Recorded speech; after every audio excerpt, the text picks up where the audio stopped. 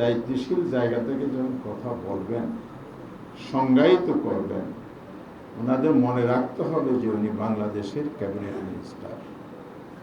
কিন্তু বয়ানটা হয়ে গেছে ভারতীয় মন্ত্রীদের মতো, ভারতীয় নেগেটিভ মতো হয়ে গেছে। এ ধরনের বক্তব্য বাংলাদেশে কোনো মন্ত্রী দিতে পারে? বাংলাদেশের সীমান্ত আজ অরক্ষিত। সীমান্ত হত্যা বাংলাদেশের দীর্ঘদিনের চলমান পরিস্থিতি। তবে বর্তমান সরকারের আমলে সীমান্ত হত্যার যে চিত্র আমাদের সামনে আছে, এটা আমাদের স্বাধীনতার সার্বভৌমত্বের জন্য মারাত্মক একটা হুমকি। আমরা জানি আমাদের যে বিজেপি ইতিমধ্যে 26টি জেলায় নিরাপত্তা ব্যবস্থা জোরদার করেছে। কিন্তু আমাদের প্রতিবেশী রাষ্ট্র প্রতিবেশী সুলভ আচরণ না করে এখানে অন্যায় এবং বাড়াবাড়িমূলক আচরণ বাংলাদেশের সাথে করে যাচ্ছে। ভারতের সংবিধানেও নাগরিক অধিকার যা নিজেদের নাগরিক, একইভাবে বলা আছে বিদেশি নাগরিকদের তাই সেই অধিকার দিতে হয়। তো প্রতিটি দেশে আছে, আমাদের দেশও আছে। যদি মনে হয় ভিন দেশের কোনো নাগরিক তার দেশে অবস্থান করছে, সে যদি অন্যায়ভাবে অবস্থান করে তার বিরুদ্ধে আইনানুগ ব্যবস্থা নিতে পারে। সেটা কি? সেটা হচ্ছে গ্রেপ্তার করতে পারে, 24 ঘন্টার মধ্যে আইনের কাছে সোপর্দ করতে পারে, বিচার রায় যা আসবে সে অনুযায়ী পদক্ষেপ নিতে পারে।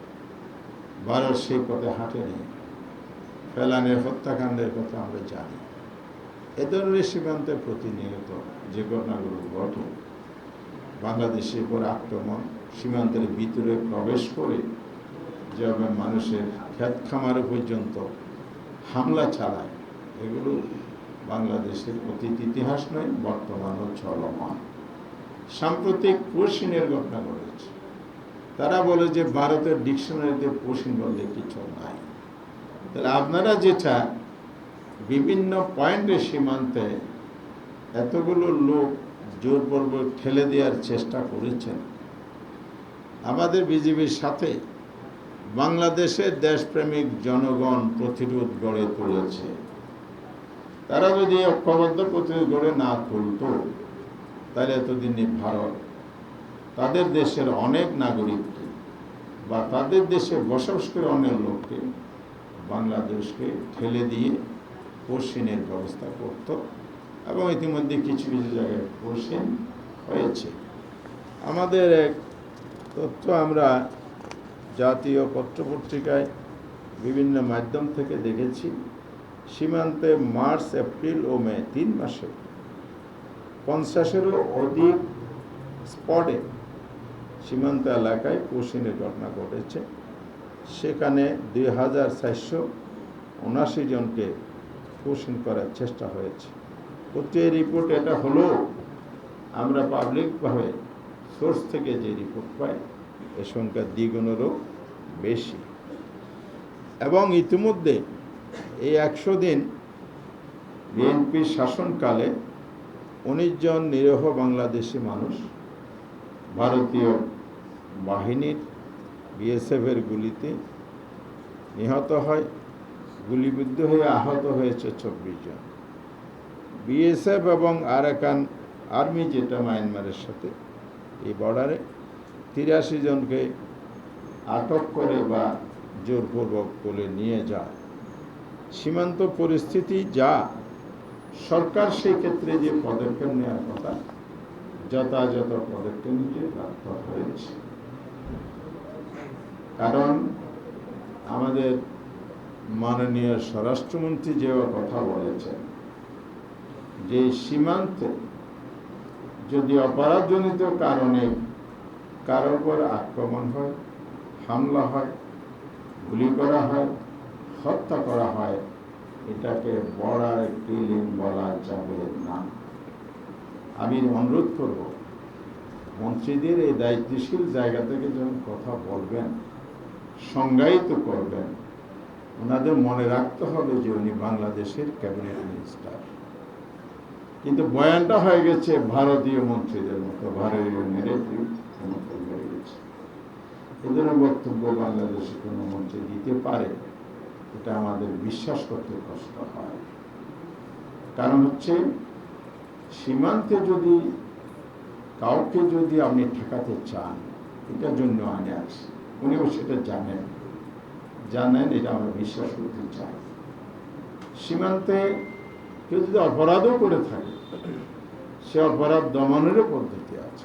একটা তো আমি বলেছি, ভারতের সংবিধান, বাংলাদেশের সংবিধানের কথা, উনি অস্বীকার করবেন কিনা আমি জানি না, তবে সংবিধানের ওনারা অনেক বেশি অভিজ্ঞ, প্রায় সময় সব কিছুতে সংবিধান নিয়ে আসেন। তো এই জায়গায় সংবিধানের ধারাটা ভুলে গিয়েছেন কিনা, নাকি অন্যের দ্বারা প্রভাবিত হয়ে বলেছেন, এটা একটা প্রশ্ন থেকে গেল। তবে নিয়ম অনুযায়ী কোনো নাগরিককে, কোনো দেশের মানুষকে সরাসরি বর্ডারে গুলি করে হত্যার বিধান নেই। সেখানে কে আছে? বিধানটা হচ্ছে গ্রেপ্তার করতে পারবেন, ভয় দেখানোর জন্য ফাঁকা আওয়াজ করতে পারবে, কিন্তু মরণঘাতী অস্ত্র, সরাসরি আঘাত, গুলি করে হত্যা, এটা মানবাধিকারের সুস্পষ্ট লঙ্ঘন। একই সাথে আমরা বলতে চাই, এটা বাংলাদেশের সার্বভৌমত্বের প্রতি চরম আঘাত। সেই ধরনের মানবাধিকার বিরোধী একটি কাজকে, দেশের স্বাধীনতার সার্বভৌমত্ব একটি কাজকে সমর্থন যোগাতে পারে এমন একটি বক্তব্য দেয়া আমাদের অতীতের জাতীয় পলিসি এবং নীতির সাথে সাংঘর্ষ। আমি অনুরোধ করব, বাংলাদেশ সরকারের দায়িত্বপ্রাপ্ত যারাই যে জায়গায় আছেন, ওনারা যেন সংবিধানের বিরুদ্ধে, বাংলাদেশের অতি নীতির বিরুদ্ধে অবস্থান নিয়ে ভিন দেশের স্বার্থ চরিতার্থ অবচেষ্টা না চালান। সেটা যদি হয়ে থাকে, তাহলে ভারতীয় বিএসএফ আরও বেশি উৎসাহিত হবে, বাংলাদেশের ক্ষয়ক্ষতি বৃদ্ধি করবে।